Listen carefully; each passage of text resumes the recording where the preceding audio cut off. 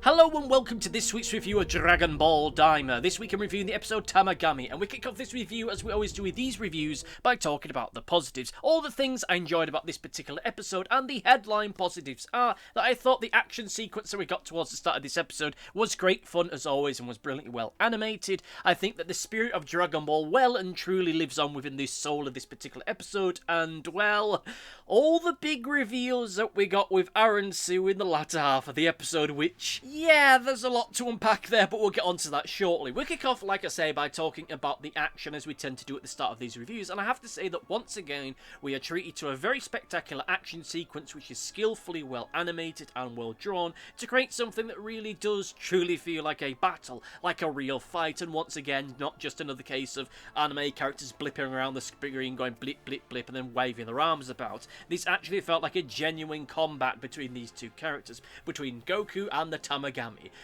I'll be honest, so whenever I say Tamagami, I just want to say, Tamagami, come on down! Like it's a Price is Right or something like that. I don't know why that's the case, but anyway, like I say, one of the big things that really helps to make this fight feel like a genuine fight, a genuine combat between these two characters, is just how well it is paced out and how well it is presented.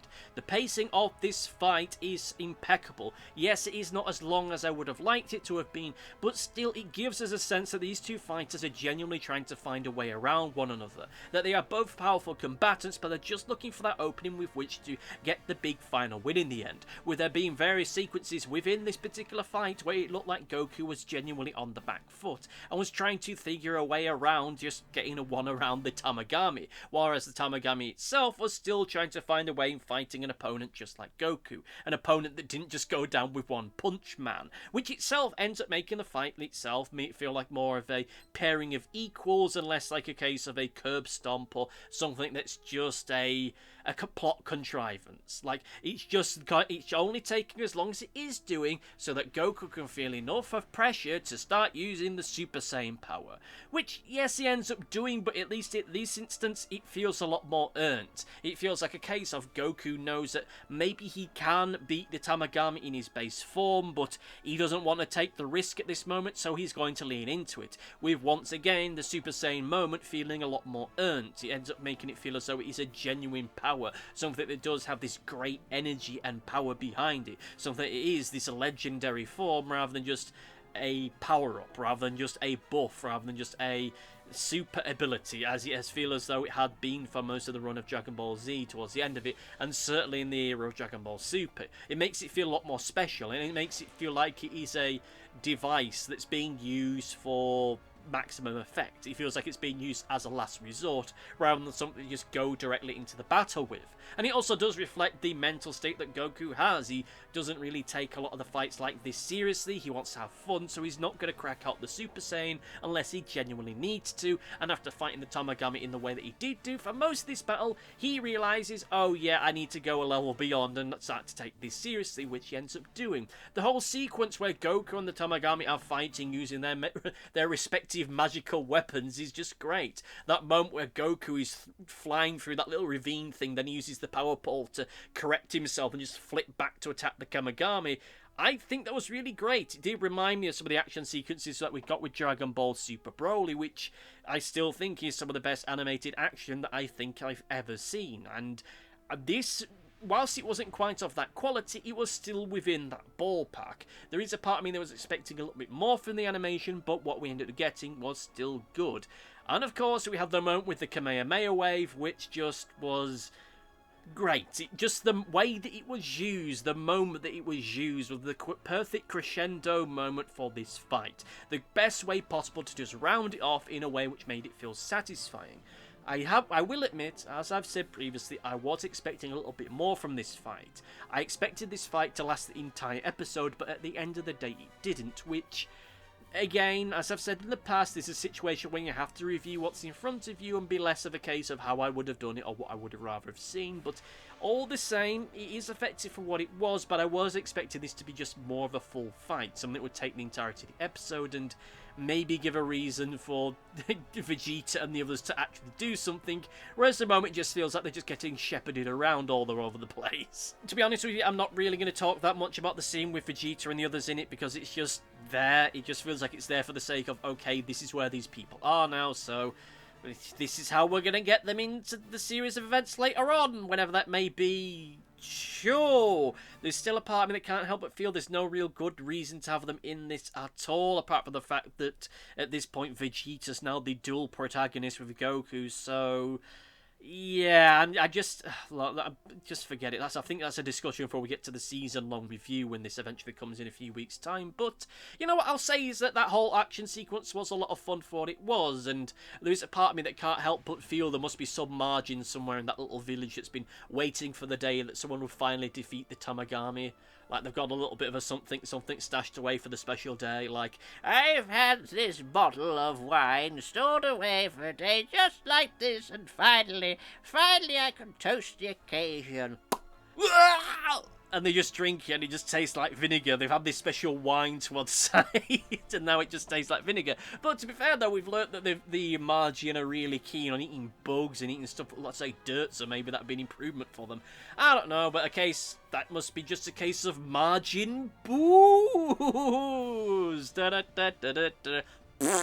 The whole little sequence that we did end up getting with Goku playing the cup game to win the Dragon Ball, which, it was cute. It really did have a flair of feeling like someone that is more traditionally part of the Akira Toriyama's stable of jokes and humour, and it does feel like a good way to just keep it within the tone of what all of this is. Though I will admit that it does feel a tad anticlimactic that the big final solution to all of this isn't a fight or an action sequence or necessarily a hero discovering some new power or solving some great riddle. It's just the kind of pull game that you'd end up seeing just about anywhere else in the world. I mean, it's fine for what it is. It is fun for what it is and a good spirit to it, but it just feels like a major come down. You go from this really great, epic, near iconic moment with Goku as a Super Saiyan using the Kamehameha in an action sequence, whilst also using the Power Pole periodically, to it all just wrapping up with just playing a quick cup game. So, yeah, not something I can necessarily hold against the episode, because I do think it does fit the vibe of classic Dragon Ball a lot better than had it just been Goku blasting this thing to bits, and you get the little thing, the little illustration where someone's getting turned to dust or ash or whatever. You know, I prefer something like this to something like that, but at the same time, it is a bit of an anticlimax. But still, the fight itself ended epically. It's just that the circumstances to get the Dragon Ball a little bit less so. I have to say, though, yeah, we've got to talk about it. We have to talk about the stuff with Arinsu. You want to talk about the stuff with Arinsu. I want to talk about the stuff with Arinsu. So let's talk about the stuff with Arinsu. Okay, so for everybody that's been debating as to who the actual big bad in all this might end up being, yeah, it's looking like it's going to be Arinsu. Not to say we didn't call it, but it looks like that's definitely going to be the case now, as she definitely seems to be one of the more darkly ambitious characters on the villain side of things, and yeah, it looks like that Dragon Ball Daima is less of a spin-off, a lost adventure thing, and just genuinely at this point feels more of an epilogue, an extension of Z than I think we really gave it credit for. This itself right now feels more like a genuine, really great epilogue and extension to Z than the Peaceful World stuff did, and to a certain degree Dragon Ball Super did. Like, this genuinely feels like an evolution of the previous storyline, so with it being done in a way which just expands the mystery and ends up giving us a reason to go back and to enjoy the previous series without it feeling like a whole other thing. The reveal that Arinsu was present during the fight with Majin Buu, that she was there after Vegeta sacrificed himself just so that she can collect samples of Majin Buu to use in her experiments, that was just astounding. Look, the moment they were starting to, hey, wait a minute, who's that on the view screen, as Gomer and the other one were looking at the footage again of the Vegeta sacrifice moment, there was a part of me that was just thinking, okay, so who is it? It has to be Arinsu, because she's the only one that we know of that's been in that time period.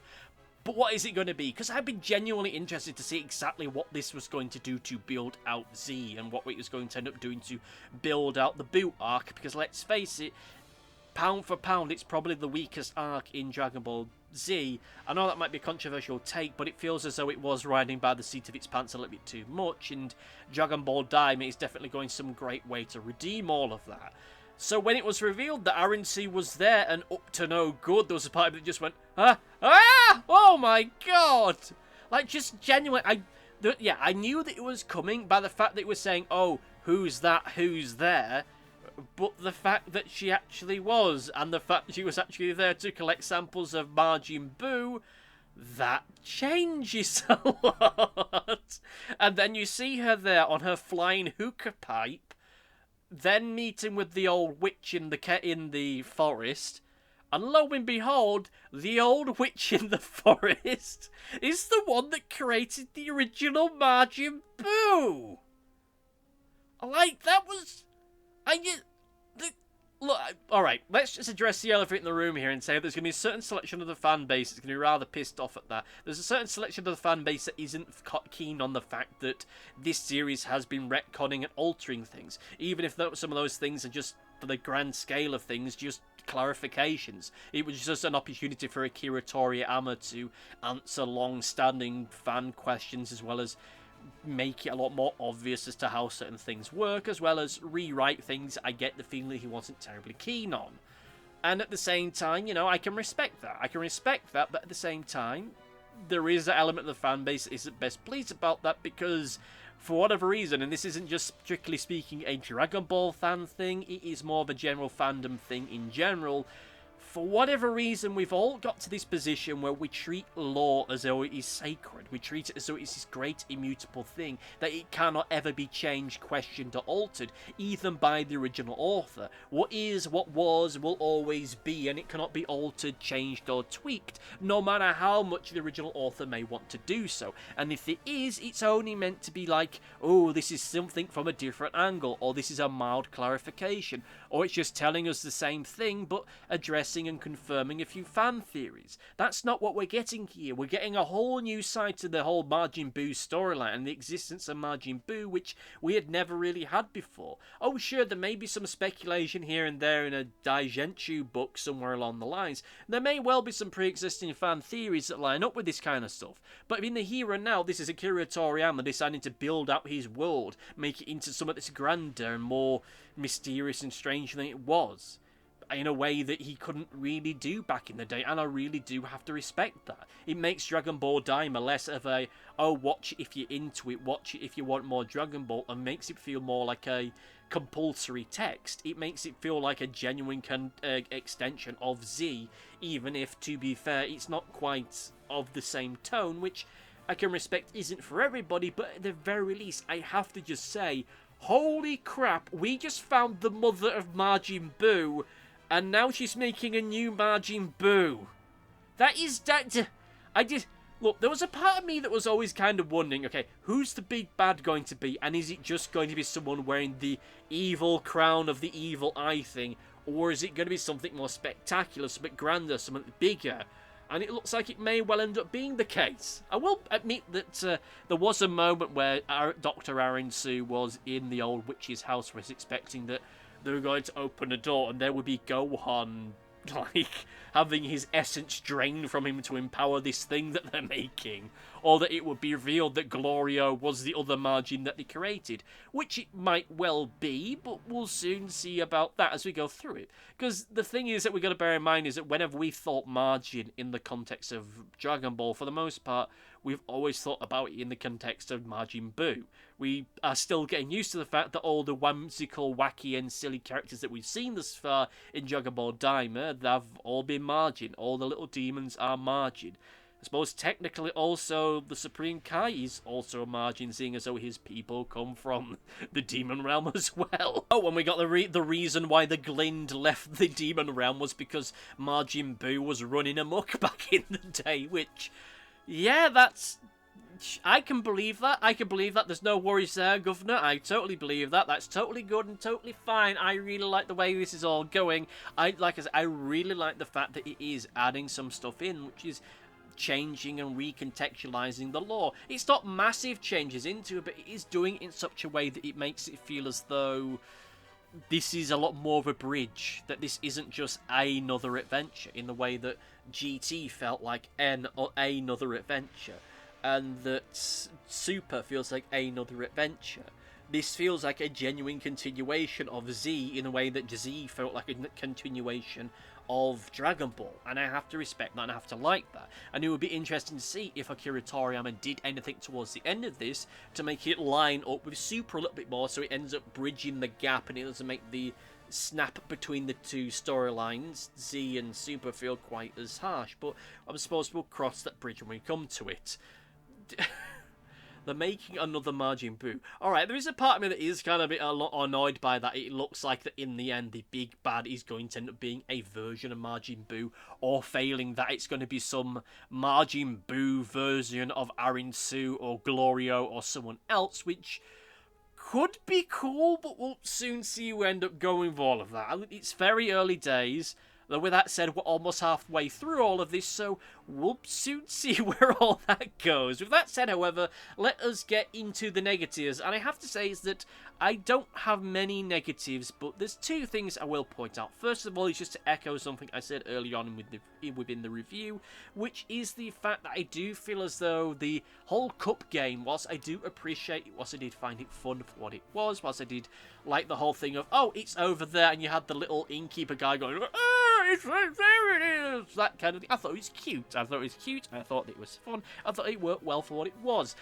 But there is still a part of me that can't help feel that it was a slightly anticlimactic way for Goku to get the Dragon Ball in the end. Like, the fight sequence itself was cool, and I am happy that Goku didn't just murderize the guy to get the Dragon Ball. Because there was a part of me that was thinking, oh wait, is Goku going to kill him, and then is he going to end up using the Dragon Ball in the end to revive the Tamagami? Oh wait, he didn't. The guy gave it up willingly. Okay. But the final test just being a cup ball game, a little where's the cup, where's the seashell little thing. Yeah, it makes sense thematically. Well, it makes sense tonally, I should say. It makes sense tonally. I just don't think it's really the great epic conclusion to this whole little sequence that it was. The other side of this, I will say, is that all the reveals with Arinsu, whilst I do like them, and I do like the context, well, the consequences of them, I should say, there is a part of me that can't help but feel that maybe, just maybe, it's odd to get that in an episode like this. Even beyond the feeling of, oh, the action sequence should have been longer, there's still a part of me that can't help feel that when we have sequences like this in a TV series, whether it is anime or a cartoon or what have you, these episodes where we see our bad guy getting up to no good and developing their scheme, typically they are done either as a whole episode dedicated to them and what they're doing, or that kind of stuff is the A plot to an episode, with the B plot being our characters are up to something that isn't really of great consequence, and then we end up snapping away to the bad guy doing something. In this particular episode, that isn't quite the case, because the big thing that our heroes are doing is not of no consequence. They're getting a Dragon Ball. Maybe had this been a week or so ago, where Goku and his friends were dealing with the trolls or what have you, or it was the episode with the Minotaur and this would have been the A storyline to that, it would have been better and easier way to go around it. But still, I mean, the quality of it that we end up getting with all this is still something that makes up for any kind of structural issues that I may have. And with that in mind, let us get into the overview and say that yes, there is a part of me that is slightly disappointed by the action sequence because it wasn't quite as long or as epic as I would have liked it, but I still like it for what it is. And I think that the reveals that we get in this particular episode are rather spectacular, and I'm interested to see where they end up going with all of this. I think I can tell where all this is going, and there's a part of me that's now starting to think that my whole theory of Gohan being a captive in all of this isn't going to prove true, which on the one hand, great, I didn't just guess the entire plot line to this series 2 episodes in, but bad because it ends up meaning that Gohan's literally going to do nothing of this entire thing, which, yeah, that's a whole other video for a whole other time. With all that said, however, let us get into the overview. No, wait, not the overview, let's get into Comment Corner! It's time for Comment Corner, and now we have a comment from the previous episode, which was the review on Collar. And we have Big X1 back again, who says, I like this one a little better, but I hope the next episode is as good as the preview suggests. Which is, of course, this week's episode, and, well, we'll soon see what they think about that. I think that the fight itself was great. I just think the fight itself was a bit too short. Like, there is a part of me that is not exactly keen when an entire episode is just dedicated to a whole action sequence, unless, say, the action sequence itself is just so epic and thrilling and just breathtaking that it makes up for that fact. And this week it certainly was good for what it was, it's just that it was over pretty much before the first ad break. It's a weird thing I'll just point out on the side. Isn't it weird that this episode didn't have a bumper? Like, you know, the little bit where you see Goku dicking around with the power pole and then it goes Dragon Ball Daima, then it goes Dragon Ball Daima when it comes back. Didn't have that this week. You just had the little logo in the corner. Just a little thing that I noticed, not a major thing, but still. All the same, let me know what you thought about this particular episode. Let me know what you thought about it in the comment section down below. Love it, hate it, let me know. And you'll get read out in next week's show. Easy as that. Anyway, thank you all for listening, thank you all for watching, and see you next time. Goodbye. Thanks for watching. Be sure to like, favourite, subscribe, click the bell, and do all the YouTubey stuff that YouTube wants you to do. Go on, it'll do me a power of good. Until next time, my friends, goodbye!